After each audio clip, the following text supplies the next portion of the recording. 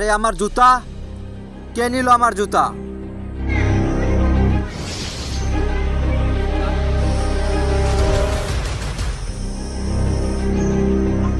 এই ছেলে এদিকে আসো। তুই চুরি করেছিস না? শয়তান ছেলে, দে আমার জুতা দে, নইলে কিন্তু ভালো হবে না। না চাচা, আপনি কি বলেন? আমি তো আপনার জুতা নিইনি। না, তুই মিথ্যে কথা বলিস। তুই আমার জুতা চুরি করেছিস, শয়তান ছেলে। ভাই কি হয়েছে ভাই? আরে হুজুর, ও আমার জুতা চুরি করে নিয়েছে। ভাই ও তো ছোট ছেলে, ওর সাথে কি আপনার এভাবে কথা বলা উচিত?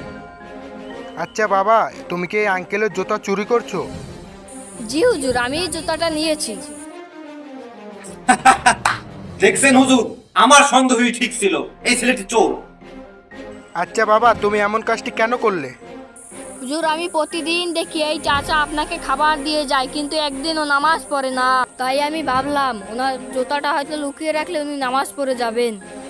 আমি তো চাই শুধু উনি নামাজ পড়ুক হুজুর।